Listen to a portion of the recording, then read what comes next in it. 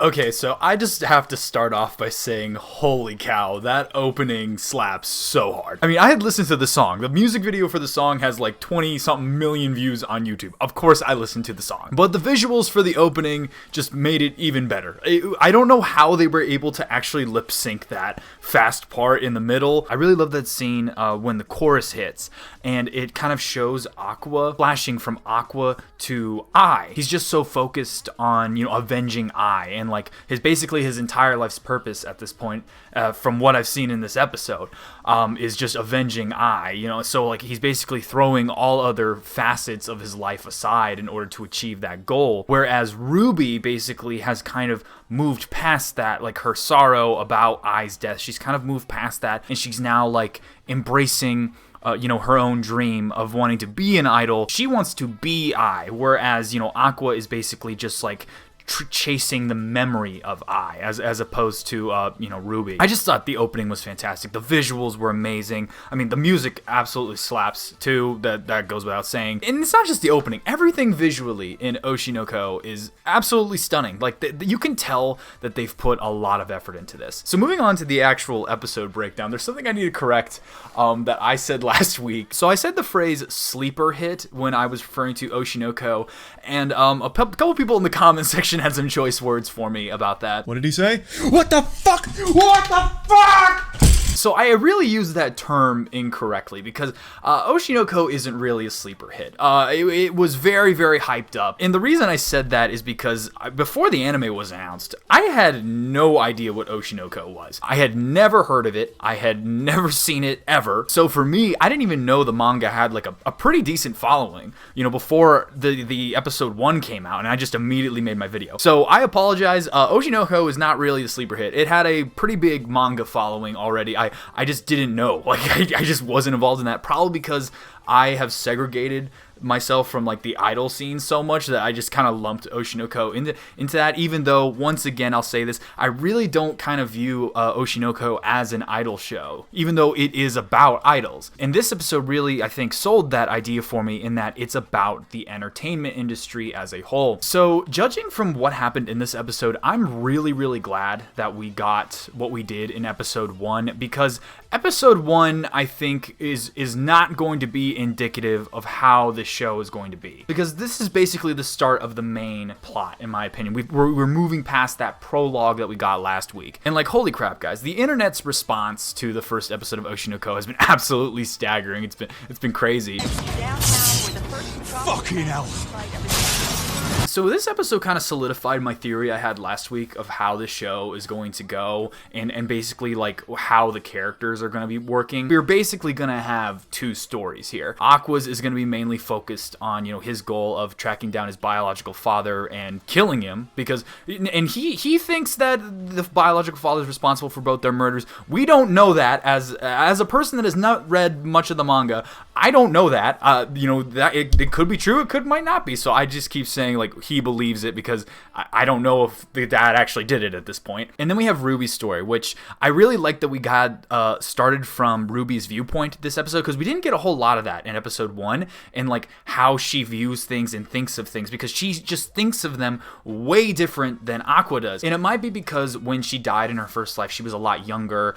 She was a little more innocent, and of course she spent most of her time in a hospital room, so she didn't really get to experience like work and like career stuff as an adult would, as opposed to Aqua, who was already like a full-fledged doctor by the time he died. And so basically Ruby's whole thing is going to be focused on entering the entertainment industry just for the goal of becoming an entertainer, or an idol specifically in this case. Like, honestly, the things that the characters said in this episode were so poignant for me, because they are almost exactly like things that I heard growing up. So I'll get a little personal here, guys. My first dream ever was to be a musician. I play 4 instruments. That guitar sitting back there is not for show. I also play piano and drums. I've done that a little bit on the channel. And I also play saxophone. I have loved music ever since I got into drumming when I was about 12, 13 years old. I've loved music and making music for almost half my life. It was like the first great passion of my life, and I just loved doing it. And of course, like, when I was a kid, I'd like, oh, what do you want to be when you grow up? And I was like, oh, I want to be a musician, What the hell you say? What the hell you say? say? What the hell you say? Hell you say? But as you get older, you start thinking about like,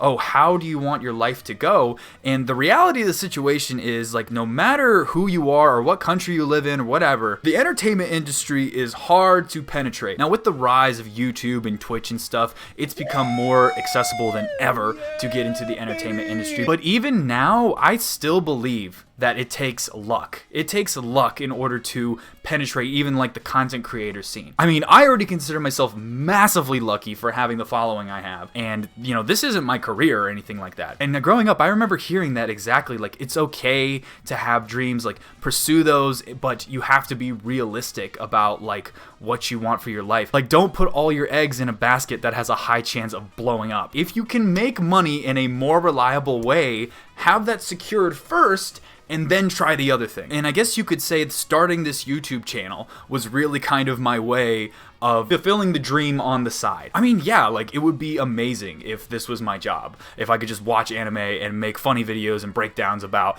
you know, certain shows and post them on YouTube and make a lot of money. Like that would be awesome. Like I would love that. But what was available to me at the time and also what's available to me now, that isn't possible. So, you know, I went to college and, you know, I got a degree and I did a whole lot of other stuff. I feel like I went through the exact same thing that these characters, you know, were talking about in this episode. Also, they dawned on a lot of like harsh realities in the entertainment industry. Like sometimes ability has nothing to do with it at all. There's a saying in business, you know, it's not what you know, it's who you know. Having connections is going to be more valuable than actually being good at what you're doing. But then we also have the other side of the coin where Aqua was talking to the director. Also, can someone clear something up for me? Was Aqua adopted by the director? Because in episode 1, he was like, hey, do you want to raise me? But he also seems to be living with the Strawberry Productions lady. I can't remember her name. Because I know the Strawberry Productions lady adopted Ruby, but so is he adopted too? Who adopted Aqua? Like, what's the situation with Aqua? I was curious about that. Basically, the director was saying, like, look, like, you know,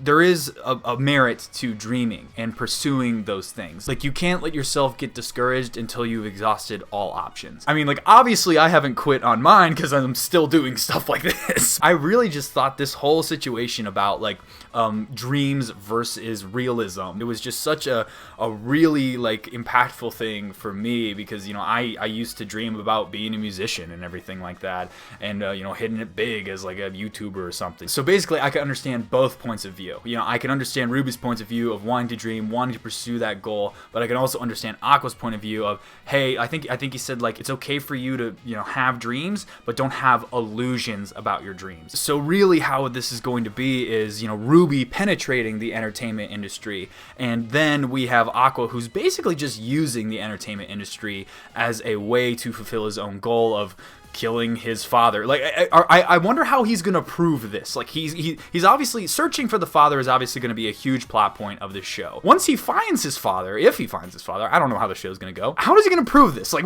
I don't know what's gonna go. I don't know. He's just automatically convinced his father is the one that did it using circumstantial evidence. So I am curious how this is gonna go. But so basically, Oshinoko episode 2, I think, just set the vibe for how the remainder of the series is gonna be, because episode 1 just was not, I don't think, was indicative of how the rest of the series is going to be. Even though it's different, I think I'm more interested in it now than I was, like, during the episode 1, you know, because episode 1, I thought this was going to be like some sort of slice of life thing. I'm actually, I think, more interested in it because it has that murder mystery kind of, like, you know, like, let's figure the tenseness to it. Now, I don't know how they're going to balance it, but, you know, in this episode, that was more of a side thing. They were more focused on Ruby this episode. I'm really curious either way, because just because I like the take they're doing on presenting the entertainment industry, and then we have a murder mystery on the side. So what's not to like? So guys, Oshinoko episode 2, I think was a great start to the real series, and it just resonated with me on a personal level. I didn't mean to get all deep with you guys. I apologize if that was a little too real. But what did you guys think about this episode? And the opening, did you guys love the opening too? If you didn't like it, what is wrong with you? Leave your thoughts in the comments section. As always, I want to hear from you guys. If you enjoyed this video and you want me to keep doing weekly videos on Oshinoko, please hit that like button to let me know. And if you aren't already, please subscribe to the channel. It helps me out more than you know, and it'll let you know when I post in the future. With that being said, I want to thank you all for watching to the very end of the video, and I will see you all next time. Bye.